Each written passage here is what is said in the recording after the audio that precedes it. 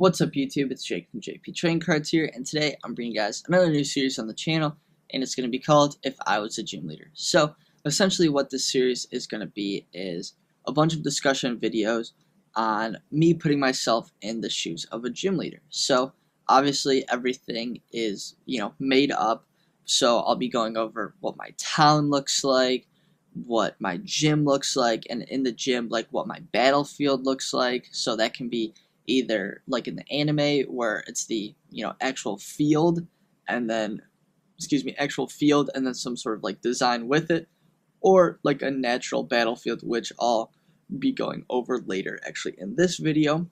So as well as also my team. So my team of 6, and that 6 is going to be able to go from any region. I thought that'd be easier, and it'd be pretty cool to pick my 6 favorite Pokemon from one type and then make those my 6 Pokemon. So, if you guys are hyped for all that stuff, please show some support, smash that like button, smash that subscribe button, and now let's get started with the water gym. Moving on to the town. Now, I'll be posting pictures of all the different areas that I'll be talking about so you guys can get a better imagination of what I'm talking about. But to get into the town, kind of an overview and a little bit of a backstory of the town. It actually once used to be part of the ocean, but due to climate change, the water has actually receded, leaving a bunch of open land, so eventually a town was built. Now to kind of go throughout the picture that's above you, to go over the town. So to start it off, as you guys can see, there is a giant river that flows through the town, that flows from the ocean, through the lake, through the gym, and through the town. So, you may be asking, well, why is this? That's because this town is actually powered by hydroelectricity. Because of the easy access to water, the townsmen thought that that would be a great idea. Now, as you guys can see, there's the hydroelectric plant right next to the physical gym, as well as the river flowing through the gym and then moving into the lake. Now, the lake actually was part of a giant trench from the ocean, so the lake is extremely, extremely deep. Now, I want you guys to remember that when I'm going over my team and the habitats. Then, from the lake, you get back onto the river that flows to the ocean, and then on one side, you have the lab. So that lab is a water Pokemon health center. Now, I'll be going over that in detail in a little bit. And then on the right side, you have my house. But that's the overview of the town. Kind of reiterate everything in a shorter summary. Basically, a river flows throughout the town. There's the giant lake. There's the ocean that's not really part of it, but goes from the lake, as well as the Pokemon Health Center, my house, and the hydroelectric plant. Moving on to the Water Care Center. Now, what this is a place where wild Pokemon that are injured can come and get fixed up and get healthy to go back in the wild, or if any trainer's water Pokemon get seriously injured in battle that, Nurse Joy can't take care of, or if Pokemon need extra training, they can come here and we will provide all those resources. And then obviously the trainers get their Pokemon back, of course, and they are there with them, training them, but we just kind of give them the tips, as well as wild water Pokemon that come here that we rescue to heal up. Also, we put back in the wild because that's where they belong. So it's a care facility, not like a stay here forever facility type of deal. But kind of a real life example is like a marine healthcare facility. Healthcare facility is probably not the right word, but to give an example, it's say a dolphin was injured in the wild, and then it can come here and swim and be trained up by trainers, seen by doctors to heal them up so they're all prepared to go back in the wild. So that's essentially what a real life example of this would be.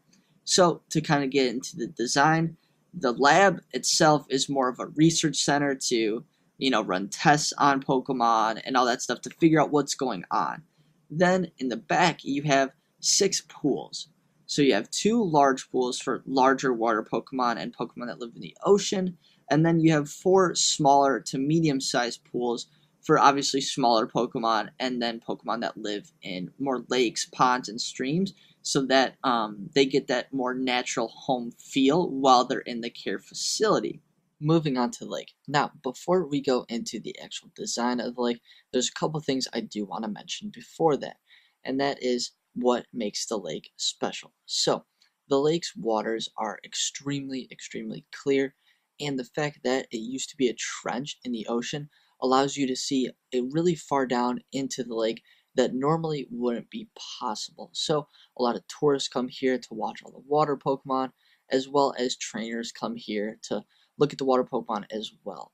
But you can't catch any water Pokemon here, or you can't battle unless they're gym battles. So it keeps this as like a water Pokemon sanctuary where Pokemon can build their homes here and hang out here as they please. Now let's get on to the actual design. So coming out of the back of the gym, you can go to the right and to the left on 2 separate docks. Now I, the gym leader, go to the right, and the trainer opponent goes to the left, and then the trainer platform is actually behind the dock where the grass and land is surrounding the lake.